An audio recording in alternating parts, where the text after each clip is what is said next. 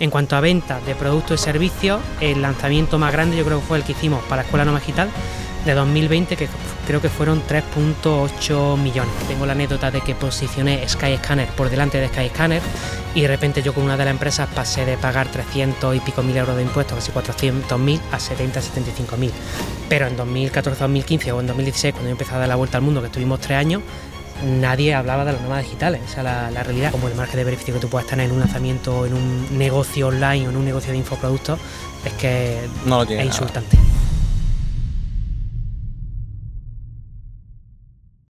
Hemos venido al sur de Portugal, en el nuevo episodio de Más allá del oro. Hoy conoceremos a Antonio G, fundador del blog de inteligencia viajera, y nos explicará cómo ser un buen nómada digital.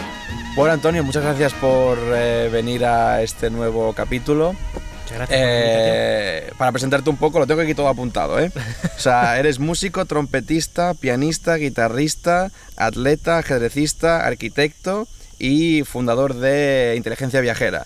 ¿Cómo se come todo esto? O sea, ¿cómo empezaste? ¿Cómo has derivado todas estas cosas tan raras a ser lo que eres ahora? Yo creo que decir que soy trompetista un poco soberbio. O sea, yo he visto vídeos tuyos con la trompetita. Toco un poco la trompeta, chapurreo la guitarra, pero muy... bueno, estuve estudiando música desde los 5 años, pero digamos que luego más o menos a mitad de grado medio, porque tienes grado elemental, grado medio, grado superior, y más o menos a mitad de grado medio me quité tanto de piano como de trompeta, porque ya no podía gestionar el atletismo, la música y la facultad, que estaba estudiando arquitectura, y no es como bueno, música o como no poder desprestigiar profesiones, ¿no? Pero es verdad que hay algunas un poquito más fáciles, y arquitectura o alguna ingeniería, pues la verdad que requieren muchísimo tiempo. Podía estar 12 o 16 horas dibujando y al final pues era un reto estar ahí con tantas cosas.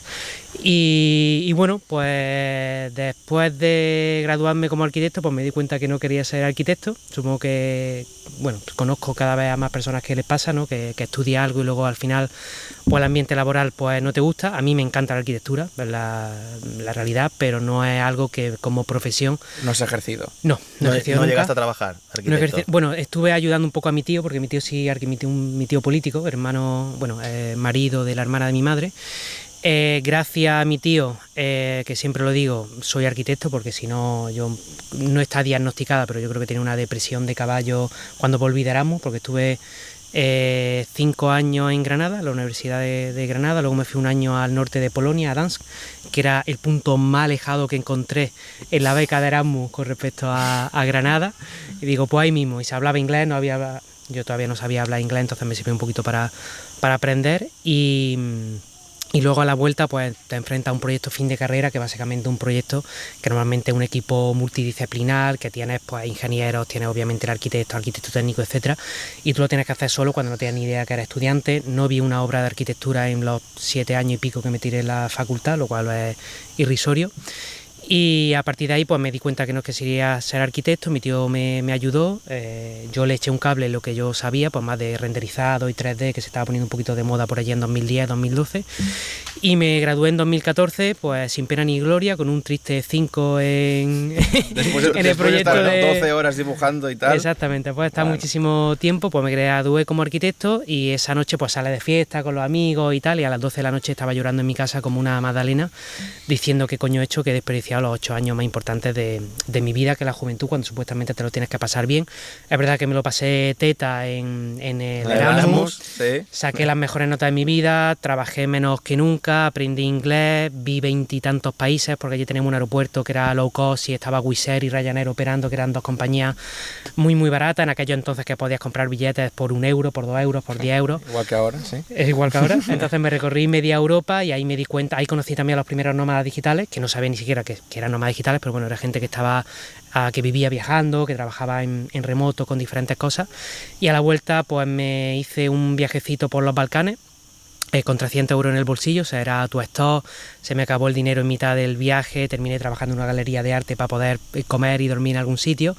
Y a partir de ese viaje me di cuenta de que yo quería hacer eso. Yo quería vivir viajando, quería vivir mundo y que no iba a estar encerrado en una oficina como arquitecto. Y a partir de ahí empecé a viajar, di con internet, profundicé y a partir de ahí bueno, empecé a comprar cursos, formaciones, luego tuve procesos de mentoría, construí el blog de viajes, que fue el primer negocio online, inteligencia viajera, y a partir de ahí pues luego llegó más el negocio de formación, la Escuela Nómada Digital en 2017, empezamos a hacer lanzamientos, me fui a estudiar a Brasil y ahí hicimos pues algunos de los mayores lanzamientos de Europa. Me empezaron a dar premios por la empresa con la que trabajamos, que era Hotmart, que es una empresa de comercialización de infoproductos sobre todo. Y luego pues bueno, una vez que tienes un poquito de patrimonio pues empiezas a diversificar tanto en empresas como en con diferentes activos, ¿no? Empecé pues eso lo hablaremos luego, lo de las empresas. Pues así un poquito el resumen. Pero, o sea, ¿cómo pasas de...? O sea, ¿qué te decide a montar el blog? ¿Conociste a alguien allí que dijiste, esta persona me ha marcado? Sí. O sea, ¿nombre y apellidos tiene? ¿O replicaste algo que hayas visto en alguien? Bueno, vi a Nico Villalba, era una chica que iba a una charla TED, que argentina, que ella vivía viajando, era periodista. Creo que no era de formación periodista, pero bueno, sacó un blog y a partir de ahí pues diferentes medios le iban enviando y ella iba viajando, documentándole el blog, sacó un libro y realmente vivía de su blog, de los anuncios, luego empezó a sacar agendas y otros productos físicos y a partir de ahí yo dije, hostia, una chica de Argentina que no es periodista, que ejerce como periodista, que vive viajando por el mundo, con todos los hándicaps que puede tener ella, yo que vengo del, entre comillas, primer mundo, hombre, que tiene ciertas ventajas, etcétera, etcétera, digo, coño, pues yo también lo debería de poder hacer. Y después de Nico, pues llegué a Ángel Alegre, que era otro chico que estaba escribiendo en un blog bastante famoso por aquella época.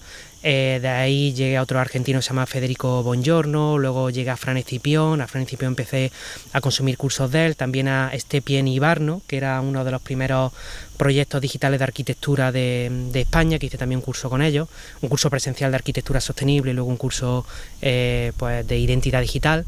Y a partir de ahí dije, bueno, voy a montar una web y voy a ser arquitecto online. Mala idea, obviamente, en aquellos entonces, en 2014, saqué la web con mi dibujo de arquitectura, con mis proyectos y tal, y luego pues a raíz de ese viaje ya dije, yo si quiero vivir viajando voy a montar un blog. Mala idea también, porque vivir viajando y montar un blog, o sea, monetizar un blog de viajes probablemente claro, eso es lo que te iba a preguntar, era durísimo, porque en aquellos entonces, en 2015, lo único que la gente que vivía de internet eran blogs de viajes, obviamente tour operadores, etcétera, etcétera, y gente que se dedicaba sobre todo al marketing digital y vendía pues temas de negocios, ¿no?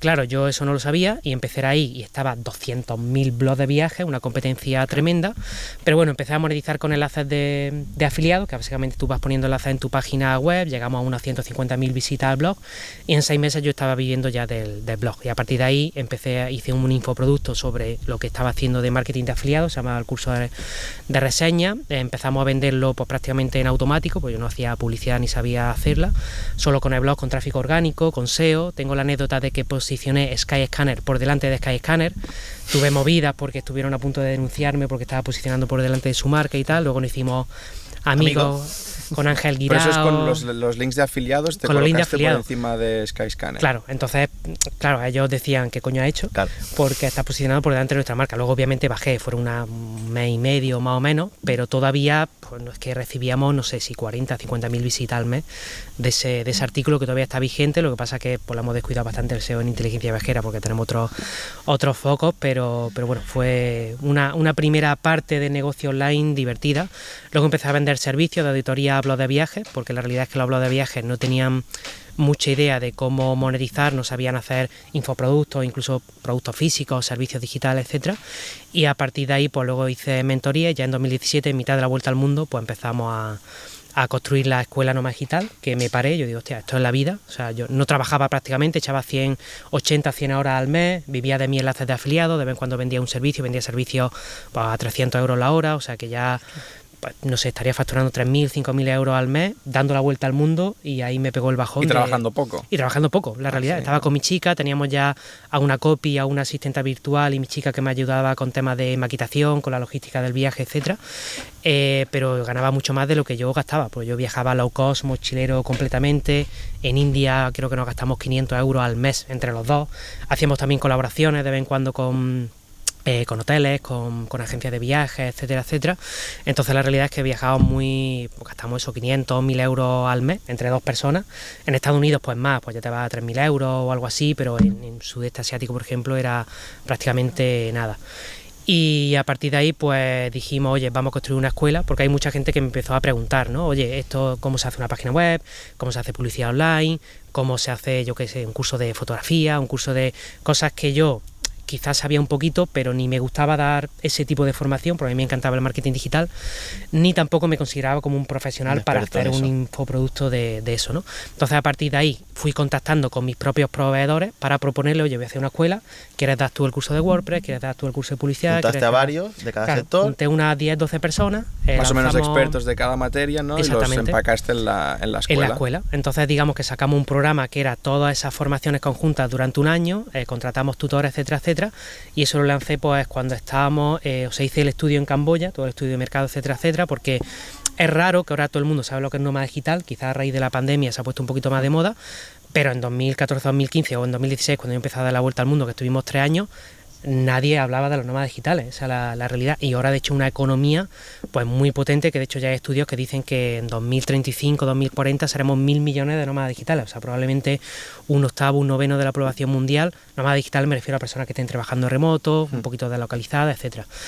Y ahí yo me hice el estudio y digo, hostia, esto puede ser que tenga cabida, y tanto que tuvo cabida que invertí 1.000 euros en publicidad, y con la base de datos de unas 7.000 personas que yo tenía, por eso entonces que ya hacía un poquito de email marketing, pues facturamos 160.000 euros, que para aquello entonces 2017 pues era uno de los mayores lanzamientos que se hicieron en España. El siguiente lanzamiento fueron más de 300.000 euros, doblamos alumnos, y luego ya hicimos en 2019 el lanzamiento de los 3 millones y pico de euros, que ya se hizo muy sonada, pues casi 1.000 alumnos en una edición. Luego llegó 2020, igual, 2020 fue una locura, o sea, cuando todo el mundo estaba cerrando empresas, claro. Yo hice el año, o sea, mi año fue, creo que no volverá a esa facturación, claro, nunca. La gente estaba en casa, ¿no? Aprovecha para formarse. Claro, sí, subió la conversión casi al doble, bajó el coste de publicidad, porque todas las empresas grandes, o sea, la competencia que tenemos, que invertían, o sea, las grandes empresas pueden invertir millones cada mes, ¿no? Nosotros somos muy pequeñitos y podemos invertir pues miles o cientos de miles de euros en publicidad, pero tiene un presupuesto ridículo comparado con grandes empresas. Todas las grandes empresas salieron del mercado, medianas empresas también, empresas incluso pequeñas, tradicionales, también salieron del mercado, y nos quedamos los 4 frikis que hacíamos infoproductos y copamos el mercado. ¿Y todo para vosotros? Y todo para vosotros. En 2019 también construí una agencia, porque ya hubo pues ciertas personas que querían lanzar conmigo, o sea, lo que yo hacía para mí, querían que lo hiciese yo para ellas. Me asocié en eso entonces a lo que era mi mentor, que era Miquel Baixa, que es una de las personas que para mí a nivel estratégico sabe más de España y probablemente a nivel de europeo también. Y a partir de ahí montamos una agencia y empezamos a hacer lanzamientos también para otras personas. Y yo dije, hostia, lo que estoy haciendo sin exposición, sin exponerme a la cámara, termino un lanzamiento y el cliente, o sea, los clientes que hemos hecho son para el cliente, él lo gestiona, y a mí me pareció un negocio mucho más interesante que el que yo tenía, porque yo tenía un negocio de que yo hacía lanzamientos, yo hacía los ads, yo hacía los contenidos, yo hacía los emails, yo tenía que hacer el producto, yo tenía que dar el soporte, no solo yo, es verdad que había un grupo de tutores, de profesores, pero al final tenía mucha posición en ese momento, invertíamos muchísimo capital. Cuando inviertes en 2 semanas 300, 400.000 euros en publicidad, pues puedes tener un impacto de 14, 15 millones de visualización en el vídeo, ¿no? De gente que se suscribe, ¿no? Entonces, claro, yo no podía salir a la calle directamente. Yo salía, fui uno de los primeros que contrató una empresa cinematográfica para hacer un lanzamiento. Entonces hicimos 4 películas de 1 hora básicamente. Y ese lanzamiento en 2019 pues tuvo mucha repercusión. Luego en 2020 también trabaja con empresas locales de Granada, con la Alhambra, con el hotel también que está no me sale ahora el nombre, que está enfrente de la Alhambra, con el hammam de los baños árabes. Entonces, claro, yo no podía salir por nada literalmente, porque todo el mundo me paraba. Cuando hacía anuncios, por ejemplo, en Tenerife, en la playa, yo hubo un momento en que salía a la playa y la gente me paraba a las 7 de la mañana cuando yo me iba a nadar a la playa. En Tailandia, en playas desiertas, nos paraba la gente también. Entonces, a partir de ahí tomé la decisión de cambiar un poquito la marca personal, hacer un poco más branding, o explorar luego ya pues empresas de inversión e inmobiliaria y otras cosas que digamos que no requiera de mi marca o de Antonio, por así decirlo, de mi cara.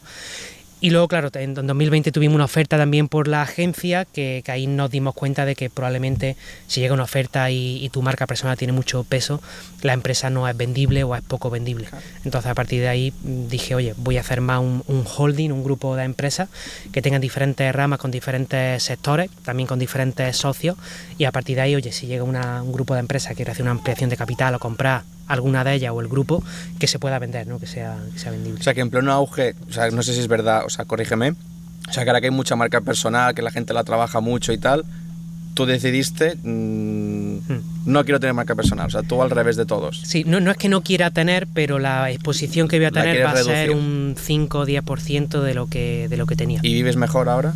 Vivo mucho mejor, facturo menos, obvio, porque la marca personal vende de la hostia. O sea, si yo salgo haciendo un vídeo, si yo hago un lanzamiento, pues se vendía muchísimo. Pero digamos que el precio que he tenido que pagar es... Bueno, ahora ya digamos que este año yo creo que ya voy a volver a las facturaciones de 2019-2020, pero me ha llevado 4 años construir un grupo de empresas que me puedan dar más o menos la misma factura.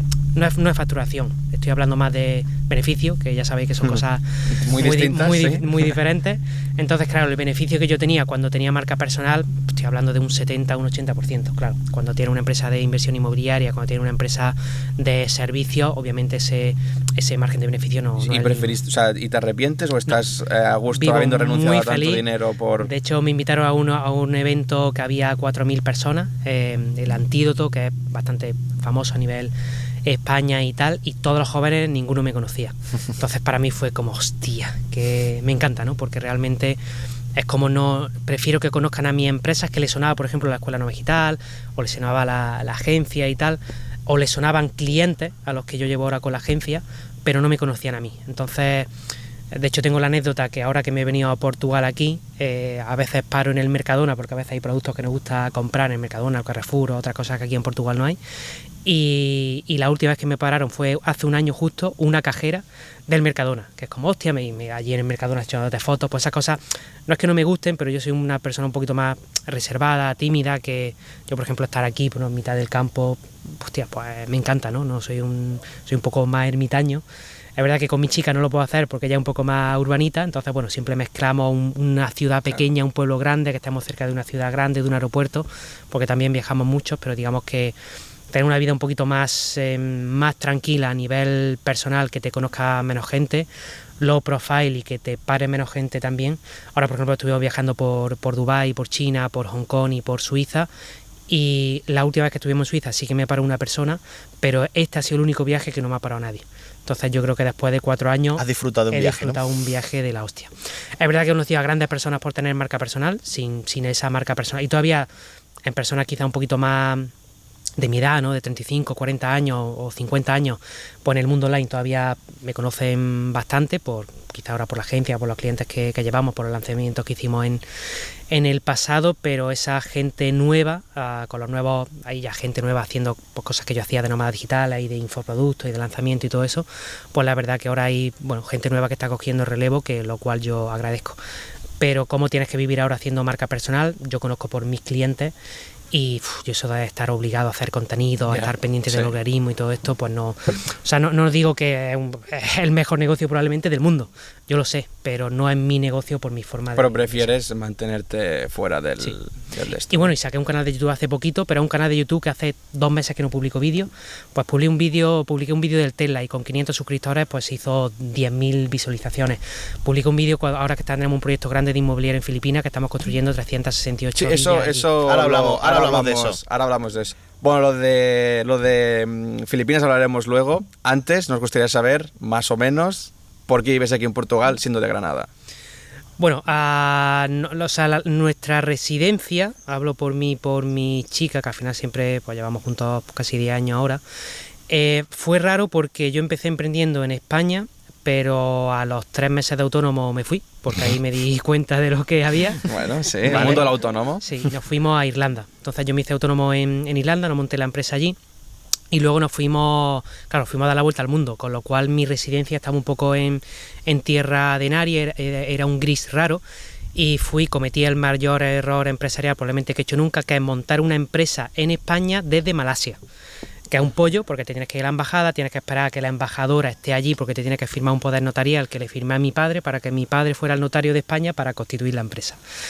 Un pollo, ¿vale? ¿Por qué? Simplemente por el miedo que nos meten de, hostia, claro, estoy en Irlanda, pero si no vivo en Irlanda, En Irlanda, por ejemplo, tenía la anécdota de que la tercera vez la hacienda irlandesa, el revenue que se llama allí, me colgó el teléfono porque me dijeron literalmente, eres un pesado, te hemos dicho 3 veces que no tienes que pagar impuestos. Porque claro, allí el modelo anglosajón de Irlanda, Estados Unidos, etcétera, etcétera, muy Tú vienes diferente. con el concepto español. Claro, yo venía con el concepto español de que yo me hice autónomo y a los 3 meses yo tenía el 50% de lo que había facturado, me lo quitaron. Literal, porque es verdad que coincidí justo en el trimestre, que era septiembre, que hice una facturación grande y tal, y dije, ¿esto qué coño ha pasado? ¿Sabes? Yo he facturado 4.500 euros en un mes y de repente tengo 2.000, ¿no? Esto no puede ser. Me cuadra. No me cuadran las cuentas. Entonces a partir de ahí me fui y en Irlanda estaba muy bien porque cuando tú empiezas allí no tienes que pagar impuestos hasta 19.000 euros de facturación. Y aparte, ni IVA. Entonces está exento de IVA hasta, por lo menos antes, ahora no sé cómo estará, pero antes era exento de facturación de impuestos hasta 19.000, los 19.000 primeros euros, exento de IVA hasta creo que eran 23.000 y luego tiene escalas, pero son escalas muy pequeñitas, creo que era un 9% de 19.000 a 30.000 o de 30 a 40.000 era otra escala, así hasta 100.000 que ya pagaba algo, pues, como aquí, como en España, ¿no? Es verdad que no llegaba a la escala del IRPF como en España, pero bueno, ya pagaba bastante impuestos. Y yo recuerdo que en 2 años creo que pagué 9.000 euros de impuestos o algo así en Irlanda, ¿no? Que prácticamente era lo que había pagado o sea, en un mes aquí. En España. Y a partir de ahí pues ya empezamos a dar la vuelta al mundo. En 2019 no constituí, pero me hice socio de una empresa que estaba en Estonia y ahí me empecé a interesar por la fiscalidad. Es verdad que en 2016 yo ya era residente fiscal irlandés y ya había conocido algo, pero no pensaba en, oye, las combinaciones. Ahí en 2017 también lanzamos un curso que era la teoría de las banderas, que está muy bien para nómadas digitales, porque al final la teoría de las banderas te dice, vete donde el país que te trate mejor de la cosa. Pues como persona física hay mejores países, como empresa hay mejores países, como gestión de patrimonio hay mejores países, como entidad bancaria hay mejores países, como pasaporte hay mejores países. Entonces juega a poner banderitas en cada uno de los países. Ahí contratamos a Adrián, ¿vale? Adrián y Cristóbal, que son los autores de Libre Estado, que es un blog pues, bastante famoso de tema libertario y tal. A partir de ahí también pues, el tema libertario pues, empezó a llamar la atención, conocí a Juan Ramón Rayo, toda la teoría libertaria y dije, coño, pues igual lo que estoy haciendo tiene mucha más profundidad de lo que yo creía. Claro, buena idea de montar Club Nómada, que era una empresa de búsqueda de vuelos cuando llegó la pandemia. Obviamente paramos la empresa. En 2019 no montamos la agencia de viajes, pero empezamos a constituir la agencia de viajes, lo cual también se fue a pique porque 2020-2021 nadie viajaba o era cosas muy locales, entonces también pues tuve que parar 2 proyectos, pues 2 años prácticamente, y ahora hemos retomado la agencia de viajes y va como un tiro. Pues una agencia de viajes esta que es un poco especial. Sí, bueno, es una agencia de viajes tipo... La gente a lo mejor conoce Pekín Express, tú sabes al país que te vas, pero no sabes la ruta, no sabes con quién te vas, no sabes nada, básicamente. Sabes que te vas 15 días a la selva de Tailandia y que vas a vivir una experiencia muy interesante de retos, desafíos y tal. Entonces una agencia de viajes pues que no hay ahora mismo en el mercado, probablemente salgan copias porque ya tenemos un nivel interesante y siempre pasa, ¿no? Siempre sí, ¿no? Si funcionan las cosas te copian. Las cosas te copian, ya no he pasado en la escuela no digital, ya no he pasado en la agencia, etcétera, etcétera. Pero digamos que a partir de ahí terminé en Portugal porque empecé a entender un poco diferentes mecanismos fiscales. En 2019 ya tenía la empresa en Estonia, en 2020 justo en la pandemia yo me fui a Tenerife porque descubrí la zona especial canaria, que es la ZEC, donde es el tipo impositivo menor de Europa. No un paraíso fiscal, porque es verdad que tiene ciertos requisitos, pero ahí el 4% de impuestos asociados. Y de repente yo con una de las empresas pasé de pagar 300 y pico mil euros de impuestos, casi 400.000, a 75.000. Con lo cual dice, hostia, pues casi que puedo ir a 2 inmuebles por año de lo que dejo de pagar de impuestos. Y a partir de ahí me di cuenta, claro, yo empecé ya a pagar renta de patrimonio y otros impuestos que para mí era un poco desconocido, y dije, hostia, claro, tengo arreglado más o menos a nivel empresarial, porque también monté, bueno, aparte de la empresa en Estados Unidos, la zona especial canaria, ya empecé a montar la empresa en Estados Unidos también, que está muy bien, porque digamos que si vendes servicios digitales y otro tipo de productos, también está exento no solo de impuestos, no es que esté exento de impuestos, sino que es una especie de estructura fiscal que la facturación luego va a tu persona física, entonces tienes que tener bien hecho lo de tu persona física, pero puedes, digamos, derivar parte de los ingresos a Estados Unidos, montar un negocio en Estados Unidos específico para cierta actividad empresarial. Entonces con eso lo que me fallaba de la teoría de las banderas era mi persona física, porque bueno, también a nivel bancario yo empecé a invertir en criptomonedas en 2017, entonces empecé a diversificar con oro, pues a vosotros compré oro en 2020, si no recuerdo mal, hace 4 años ahora. Entonces, claro, empecé también a hacer cosas, no solo a nivel empresarial, a nivel particular y luego a nivel de inversión con diferentes activos también para diversificar. Y dije, hostia, me están matando a mí. Creo que fue en 2022 que me saqué la primera vez dividendos, porque yo siempre había vivido muy normalito, pero quería hacer una operación a nivel personal, porque yo nunca había tenido deuda, y ahí dije, estoy haciendo un error garrafal, porque ahí entendí un poco la deuda buena, tal. Sobre todo a nivel de constituir una empresa de activos inmobiliarios, que te das cuenta de que, claro, si pagas mucho impuesto está muy bien porque el banco te mire mejor, puede apalancar la empresa, puede incluso pignorar a nivel personal los activos que tú tienes, incluso si tienes pues, fondos indexados, por ejemplo, o renta variable, lo puedes poner como garantía. Entonces empecé a entender el mundo de la deuda, que yo por mi actividad empresarial, que tiene un margen enorme, nunca he necesitado deuda. O sea, yo monto la empresa con cero capital, recursos propios, y como tengo tantos beneficios, no he necesitado nunca de ni tener línea de crédito ni nada. Entonces a partir de ahí dije, oye, probablemente estoy haciendo bastantes cagadas a nivel patrimonial o inversión, voy a empezar a explorar esta vía, y dije, tengo que solucionar lo que es mi persona física. Entonces a partir de ahí hice un poco mi mapa. Claro, yo ya no me podía ir de Europa, porque me entraba, bueno, sí me podía ir de Europa, pero una gilipollez, porque hubiera tenido que pagar, mi empresa ya tenía una valoración alta, el exit tax, que pasar el exit tax, entonces no me compensaba, porque básicamente iba a perder el 25-30% de patrimonio que incluso no tenía, porque tienes que vender tu empresa, cosa que no iba a hacer. Tienes que hacerlo líquido y luego... Entonces, claro, una gilipollez, porque tienes que pagar cosas que no tienes en la realidad. Entonces, a partir de ahí dije, oye, ¿cuál es el mapa? A Andorra no me podía ir, a Costa Rica no me podía ir, a Tailandia no me podía ir, y digo, oye, Portugal, ya no está el NHR, ya no está la Golden Visa, pero por eso entonces sí que lo estaba.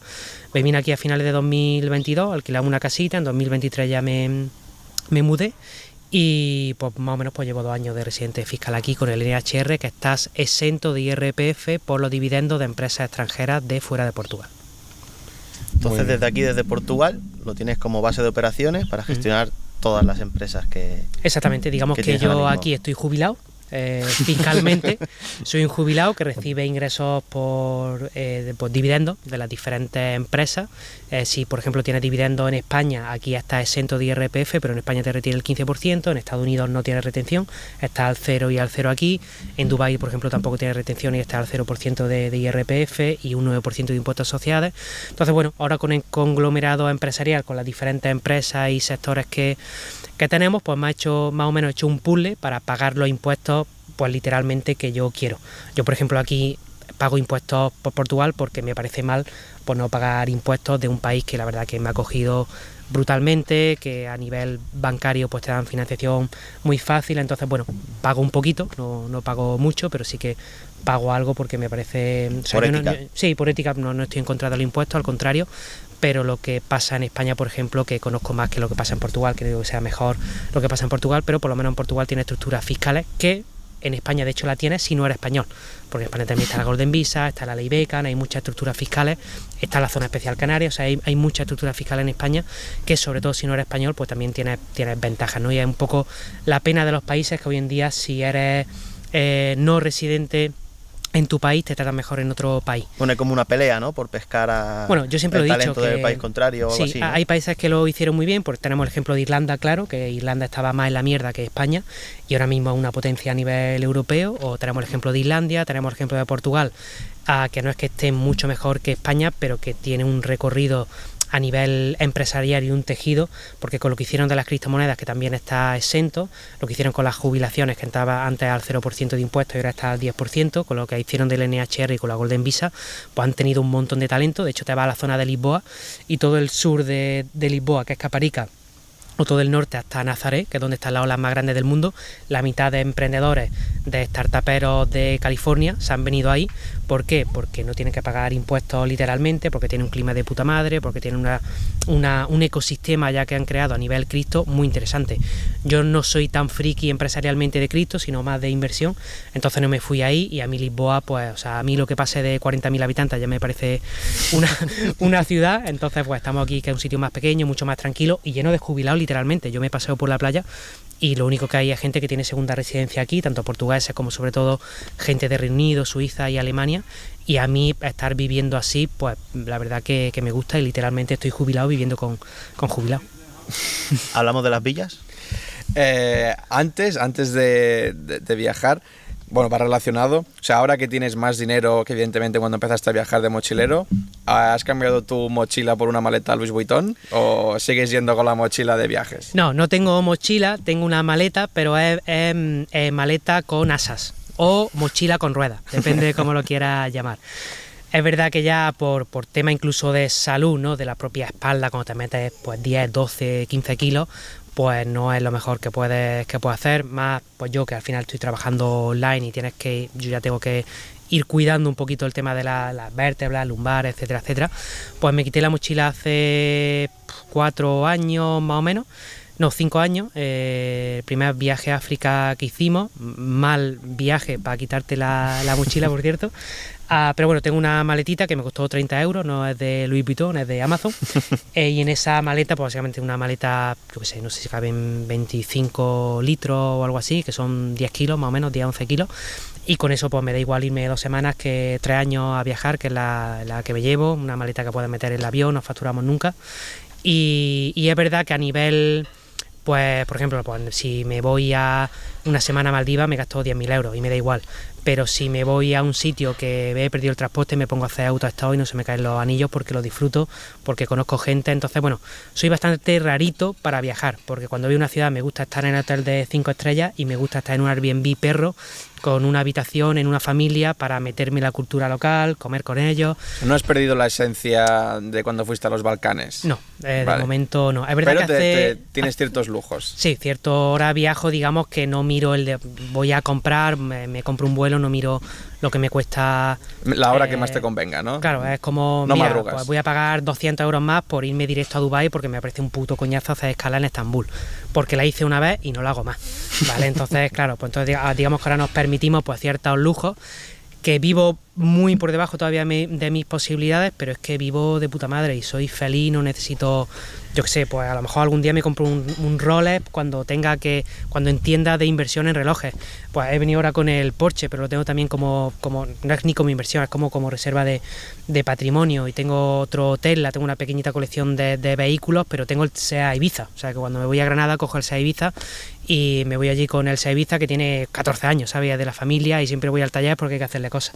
Entonces yo creo que siempre saber de dónde viene, para mí el SEA Ibiza es como, hostia, no pierdas las raíces, ¿sabes? Ten muy en cuenta la humildad de dónde vienes, que no se te vaya la olla con el capital que estás ganando, porque, bueno, vosotros lo sabéis que también sois empresarios, que hay años muy buenos y años muy malos. Hubo años que en 2021 perdí pues prácticamente la mitad de patrimonio porque tuve ciertas cagadas, las criptos también se fueron a la mierda.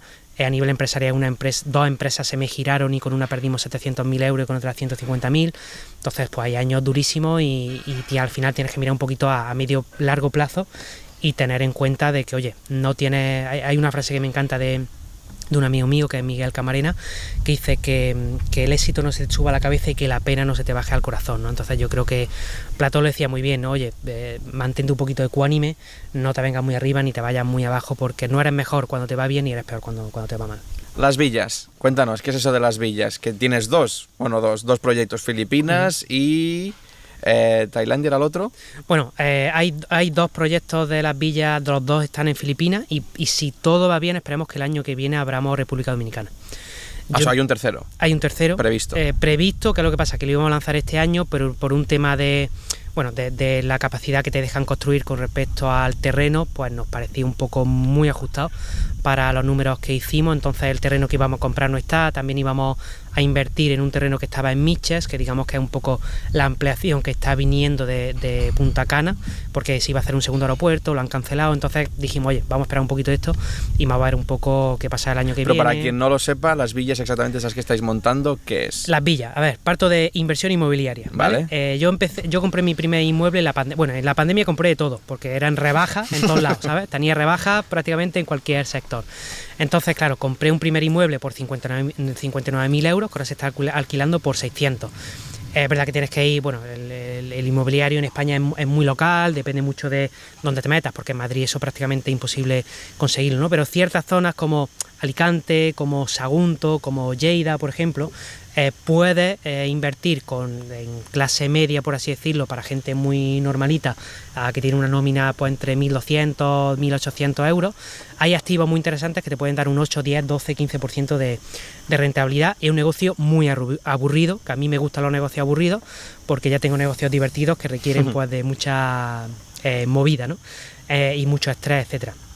Entonces, claro, a partir de ahí yo hice una formación con el que hoy en día es mi socio, que yo lo hago mucho, ¿no? Me formo con alguien que sabe mucho y luego, si encaja, nos asociamos. ¿Por qué? Porque yo delego prácticamente la actividad de la empresa, yo soy el que pone normalmente el capital o la audiencia, que es lo que yo soy bueno, o el marketing, y la otra persona hace lo que sabe hacer, que en este caso es comprar viviendas muy económicas, buscar el inquilino y ponerlo en alquiler. Un negocio aburrido porque no hacemos nada, un lavadito de cara simple, alquiler a largo plazo y fuera simplemente como para diversificación de patrimonio. Constituimos la empresa, ahora tenemos 12 inmuebles y a partir de ahí yo empecé a hacer también con mi patrimonial que está en España. Como conocía el mercado de Granada, pues me compré también una casa enfrente de la Alhambra, para una casa que está en alquiler vacacional. Ocupación en Granada es la hostia, por lo que tienes todos los años a full. De hecho, el peor mes es agosto, que tiene un 50-60% de ocupación. El resto, pues prácticamente de diciembre hasta junio, casi julio, está al 90-100% de ocupación. Y a partir de ahí me contactó una empresa que estaban montando, que ya habían constituido una empresa en Filipinas y que iban a comprar un terreno bastante grande para hacer un proyecto de 368 villas. Era un terreno de 117.000 metros cuadrados y me contactaron porque el técnico que le estaba montando un poco la página web y eso a la empresa, habíamos tenido algún negocio en 2015. Entonces ya nos conocíamos y tal. Entonces él sabía, claro, la empresa se llamaba Land of Nomads y yo tengo Escuela Nómada Digital, con lo cual encajaba bastante bien en audiencia, filosofía y tal.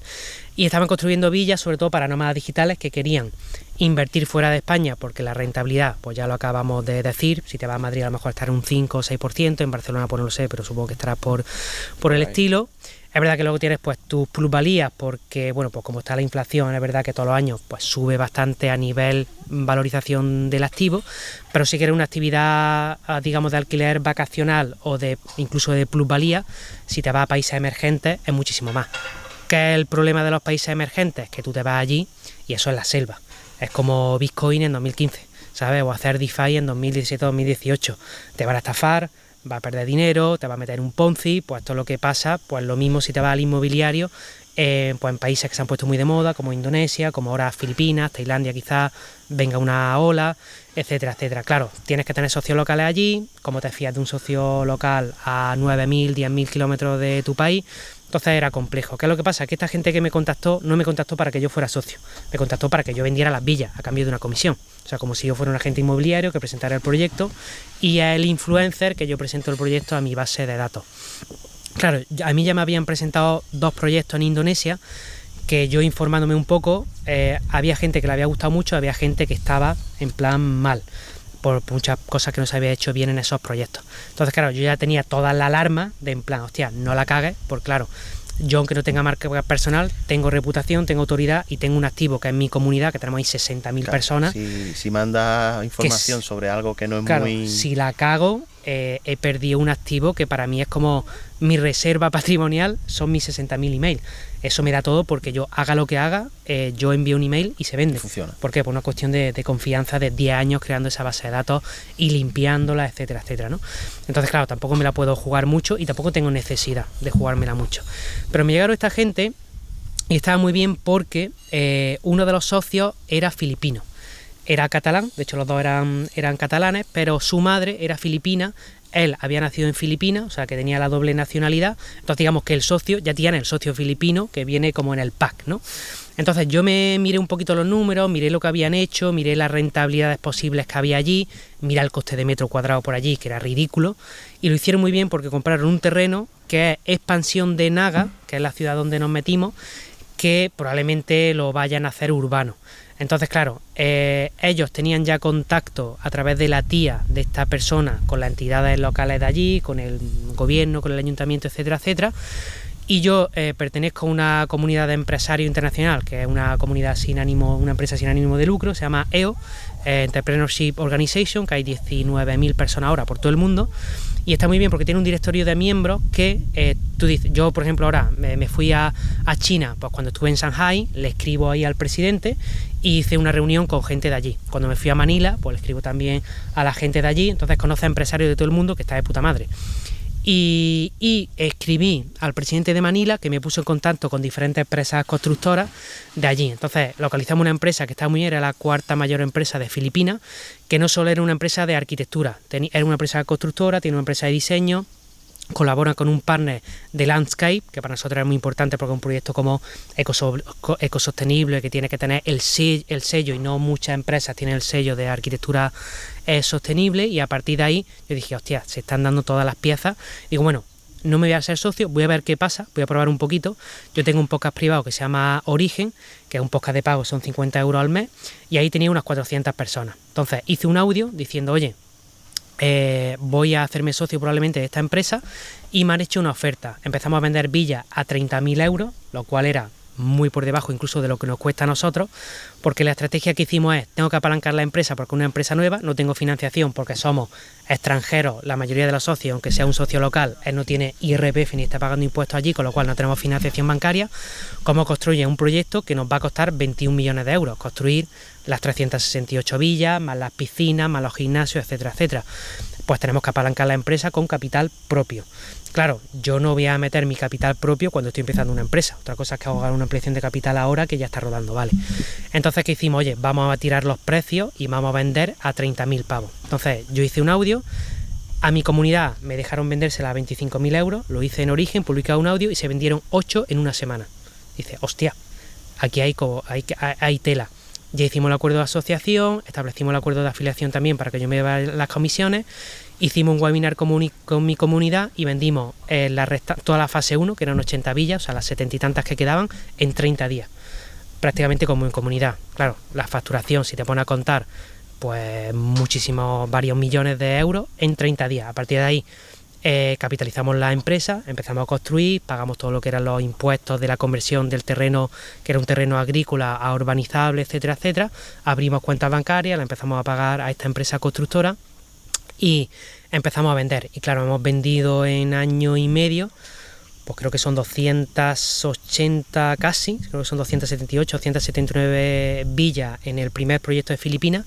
Y en abril, en mi evento, se vinieron ellos, o sea, Land of Nomads es patrocinador del evento de la Escuela Digital que hacemos una vez al año, que por ahí yo los vi. Y ahí hicimos la venta de un nuevo proyecto que también era en Filipinas, pero digamos que el primer proyecto es muy rollo nómada digital, de vivir en el campo, en una ecovilla, con tu piscinita y tal, y este es mucho más un proyecto más de explotación turística, porque nos fuimos probablemente a lo que sea, o sea, es el Nido. El Nido junto con Boracay son los dos sitios más visitados de Filipinas. De hecho, ahora creo que la Lonely Planet lo mencionó como el cuarto mejor sitio del mundo para irte. Pues bueno, es que las playas de allí, los paseos en barco y tal, pues son la hostia. ¿Qué es lo que pasa? Que el Nido es un pueblo, no está desarrollado, no tiene infraestructura, pero una de las empresas que es competencia nuestra se llama Lío, ha comprado, o sea, va a comprar el aeropuerto, va a hacer una expansión en el aeropuerto de Naga que tenemos, que es un poco la mainland, que es la isla principal de Filipinas, hacia el sur, y va a comprar el aeropuerto del Nido, va a hacer una expansión, se va a convertir en aeropuerto internacional, y nosotros hemos comprado un terreno al lado del aeropuerto y al lado de todos los terrenos del Lío, que van a hacer también un montón de urbanizaciones, villas de lujo, etcétera. Y te vas allí, o sea, solo tienes hoteles de 5 estrellas o Airbnb perros de 30 a 40 euros. Entonces nosotros hemos hecho un concepto de semilujo, o sea, no un hotel de 5 estrellas, pero tiene prácticamente lo mismo, con un precio un poquito menor que un hotel de lujo, y básicamente ya un edificio de apartamentos. Y eso, digamos, no está todavía en construcción, ya tenemos los terrenos, etcétera, etcétera, pero estamos terminando los procesos, que ya está todo aprobado, simplemente tenemos el último proceso, que es con el aeropuerto, que nos están quitando ahí altura. Nosotros estamos peleando, obviamente, entonces, o sea, que ya está aprobado, pero estamos peleando un poquito para ver si nos dejan construir un poquito más de altura para sacar ahí una rooftop con infinity pool y toda esta cosa. Es un proyecto como las las 3 edificios que tiene Singapur, que tiene el edificio... El Marina Bay. Claro, pero en una escala un poquito más pequeña, porque hasta ahora solo nos han dejado construir 6-7 plantas, es un poquito lo que estamos peleando a ver si nos dejan... ¿Y las villas por cuánto se venden ahora? Las villas ahora mismo estamos en fase 4, ya hemos metido fase 1, 2 y 3. De fase 4 no quedan, creo que son hasta 300, o sea que eran 20 y tantas. Las estándar, que son las que no tienen piscina privada, pero bueno, lo que tienen piscina pública, son 69.000 euros, o sea 70.000, creo. Y las premium, que ya son las que tienen un poquito más de espacio de terreno, con una villita, que básicamente, bueno, una villita, una piscina pequeña, una piscinita, ¿no es? que es como una especie de jacuzzi, hidromasaje, tal, pues esas son 10.000 euros más. Y los apartamentos, si no recuerdo mal, ya hemos vendido también fase 0, que la hicimos en mi evento. Vendimos de fase 1, creo que todas las premium, que son duples, están ya todos vendidos y solo nos quedan estándar, que creo que están a 120.000 euros ahora en fase 1. Luego pasamos a fase 2 y a fase 3. Y lo único que nos queda del proyecto de Naga, o la región de San Fernando, es la fase 4, estas últimas 20 y tantas, y ya fase 5, que son 58 villas, si no recuerdo mal. ¿Y esto la gente lo compra para su propio disfrute o se alquilan? Bueno, tenemos mucho inversor que han comprado varias villas. O sea, nosotros el máximo que permitimos son 10 villas, para que digamos que no haya una persona que pueda... monopolio allí, no haya un monopolio de alguien que está haciendo... O sea, que puedes hacer tu negocio, pero siempre nosotros somos los intermediarios. O sea, tenemos una garantía de que si tú quieres vender la villa porque no te guste el acabado, porque no te guste cómo trabajamos, etcétera, etcétera, te la recompramos. Simplemente nosotros lo que hacemos es, de los leads que estamos captando, en lugar de venderla a nosotros, se la vendemos al propietario. Nosotros ya nos llevamos una comisión, pero la vendemos ya. O sea, si tú has comprado en fase 1, te llevas toda la plusvalía, porque ahora vendemos al precio de fase 4. Simplemente que no es un cliente nuevo, sino que lo vendemos, o se la revendemos al cliente que ya tenemos. Y la verdad que el modelo está funcionando muy bien.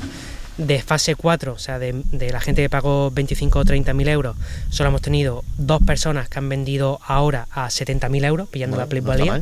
Pero es que ahora en Naga, o sea, a nivel inmobiliario, esto es que no lo ves aquí, es prácticamente imposible encontrarlo aquí, pero esas plusvalías todavía, no creo que de muchos años, en ciertas regiones de Filipinas las puedes tener, y luego va a tener un alquiler vacacional que probablemente esté un poquito por encima de lo que puedas tener aquí. Y una estacionalidad en Filipinas, que es verdad que tiene por ciertos monzones y hay meses que llueven, pero es que, por ejemplo, el nido está full al 100%.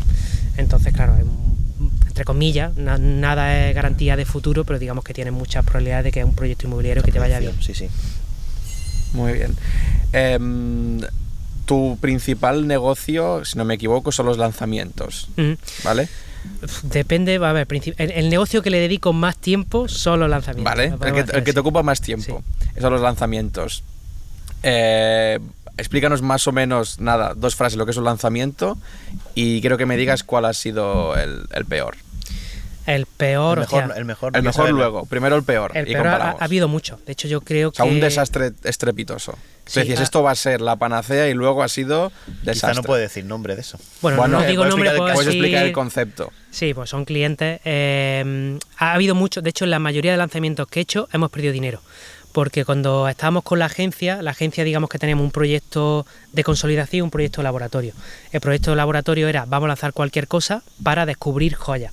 La mayoría de proyectos sabemos que vamos a perder dinero. ¿Por qué? Porque un equipo de lanzamiento te puede costar 8, 10, 12.000 euros, y una inversión publicitaria para más o menos tener unos números, pues 10.000 euros. Entonces, bueno, pues consideramos que el 80% pues vamos a fracasar. Esto es como ir a la blue chip de la criptomoneda o ir a la startup, ¿sabes? Pues sabes que el 80-90% va a perder dinero, pero que 2 o 3 te van a dar, te van a recuperar y va a ganar dinero. Pues esto un poco era la misma teoría aplicada a negocios digitales, infoproductos sobre todo. Entonces hicimos un montón de lanzamientos. De hecho, en un año creo que hicimos 120 lanzamientos con la agencia, y los números, o sea, son tal cuales. Creo que el 85% perdimos capital, pero localizamos 3 o 4, sobre todo habían 2 que nos daban bastantes millones de euros con muchísimo margen. Y nosotros en el negocio de la agencia tenemos 2, pero digamos que vamos a entre un 20 y un 50% de variable, con lo cual también tienes un margen que te permite pagar equipo, etcétera, etcétera. Y pese a que estás vendiendo un servicio, pues tiene un margen un poco por encima de una empresa de servicio. El lanzamiento que creo que hemos perdido más capital, yo creo que fue un lanzamiento que hicimos en 2000, yo creo que fue el año pasado, o a final de 2022, principio de 2023, que era un lanzamiento que yo no quería hacer con tanta inversión, porque a pesar de que yo lo veía bien, yo siempre soy como, hostia, muy cauteloso, ¿sabes? Y a pesar de que, por ejemplo, con Pablo Gil, que estamos trabajando ahora, que pues el tío está haciendo un trabajo, ya lleva haciendo un trabajo excelente, maravilloso sí, durante muchísimos años.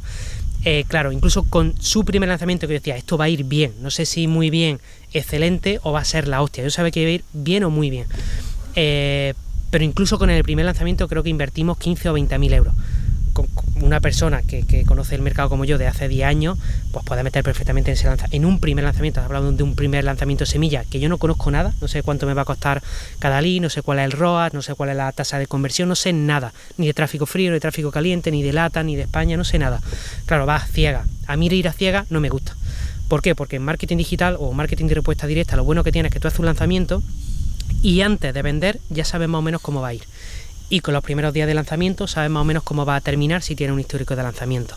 ¿Por qué? Porque tú sabes, tú inviertes algo y automáticamente tienes una respuesta. Que es verdad que es malo medirlo así, porque luego tienes unos leads que no compran, que luego puedes trabajar, puedes calentarlos, que te entren el siguiente lanzamiento. Si tienes un evergreen te van a comprar el siguiente semana, siguientes meses o siguientes años. Yo he tenido gente que hemos hecho lanzamiento por la Escuela Nómada Digital en 2017 que me compraron la escuela en 2020.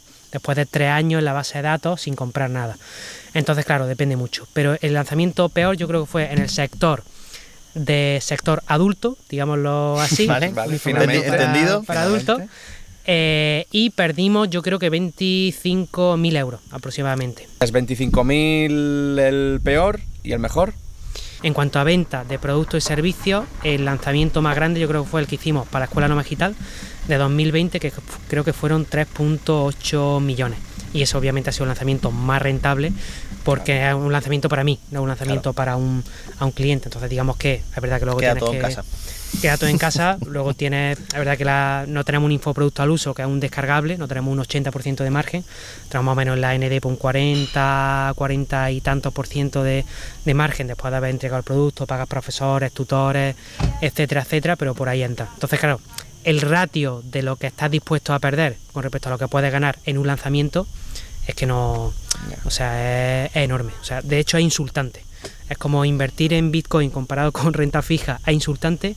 Invertir en un infoproducto, en un negocio online comparado con una empresa tradicional, lo digo yo porque yo he tenido un restaurante, por ejemplo, que vendimos el año pasado a un grupo empresarial, es insultante. O sea, esta rentabilidad y ese margen de beneficio que tú tienes, una vez que lo conoces y si entras en el mercado, no quieres salir. O sea, yo he diversificado mucho y tengo empresas que están en pérdida y empresas que prácticamente no dan rentabilidad porque me gusta aprender y creo que da estabilidad al grupo empresarial, pero como el margen de beneficio que tú puedes tener en un lanzamiento, en un negocio online o en un negocio de infoproductos, es que no lo tiene es nada. insultante. Vale. Bueno, pues ya está. Muchas gracias, Antonio, por habernos invitado aquí a Portugal. Ha sido un placer. Gracias por venir y nos vemos. Muchas gracias por la invitación, ha sido Gracias un placer y bueno, nos veremos en segundos capítulos o en mi canal, que vamos a hacer una entrevistilla también. Seguro que sí. Seguro.